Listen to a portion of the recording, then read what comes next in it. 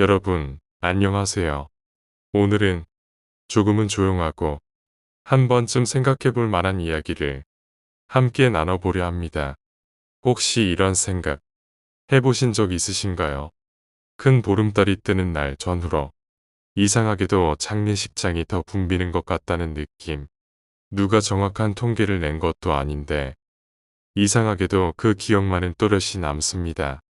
오늘은 이 이야기를 겁주기 위해서가 아니라 이해하기 위해 차분히 풀어보겠습니다.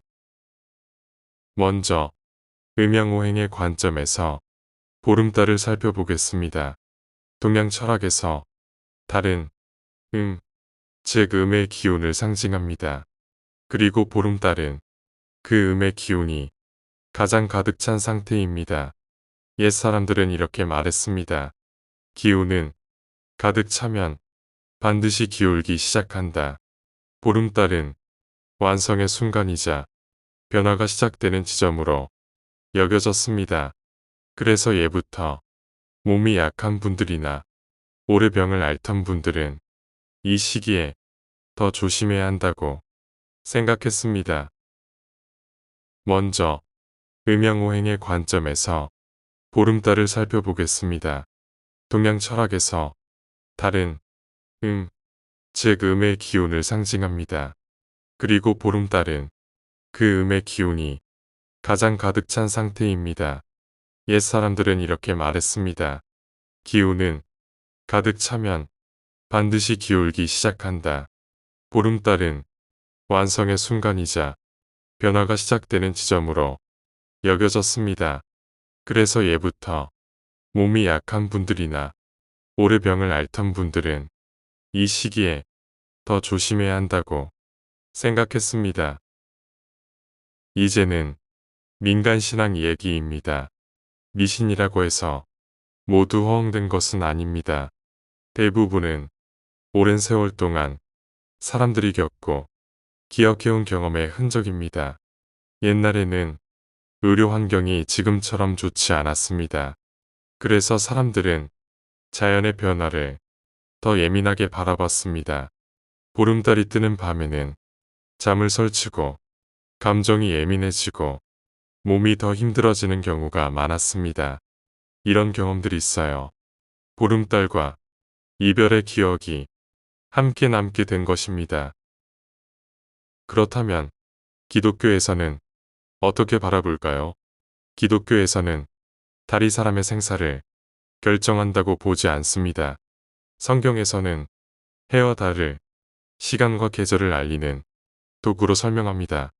기독교에서는 이렇게 말합니다. 사람에게는 정해진 때가 있다. 태어날 때가 있고 떠날 때가 있다는 뜻입니다. 그 시간을 자연이 정하는 것이 아니라 하나님의 시간표 안에 있다고 믿습니다. 기독교에서는 죽음을 이렇게 표현합니다.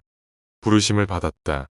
두려움보다는 집으로 돌아간다는 의미에 가깝습니다. 그렇다면 기독교에서는 어떻게 바라볼까요? 기독교에서는 달이 사람의 생사를 결정한다고 보지 않습니다. 성경에서는 해와 달을 시간과 계절을 알리는 도구로 설명합니다. 기독교에서는 이렇게 말합니다. 사람에게는 정해진 때가 있다. 태어날 때가 있고 떠날 때가 있다는 뜻입니다. 그 시간을 자연이 정하는 것이 아니라 하나님의 시간표 안에 있다고 믿습니다. 기독교에서는 죽음을 이렇게 표현합니다. 부르심을 받았다. 두려움보다는 집으로 돌아간다는 의미에 가깝습니다. 그래서 이 이야기를 두려워할 필요는 없습니다. 보름달은 누군가를 데려가는 존재가 아니라 자연의 흐름을 보여주는 장면일 뿐입니다. 이런 날에는 그저 한 번 더 안부를 떠올리고 내 몸과 마음을 조금 더 살펴보면 충분합니다. 다음에 보름달이 뜨는 밤 이렇게 한번 생각해 보십시오. 아, 또 하나의 시간이 조용히 흘러가고 있구나. 죽음은 갑작스러운 단절이 아니라 차오른 달이 자연스럽게 기우는 것과 닮아 있습니다. 종교는 달라도 결론은 같습니다. 지금의 삶을 잘 살아가십시오. 그리고 남은 인연을 소중히 하십시오. 오늘도 끝까지 함께 해주셔서 감사합니다.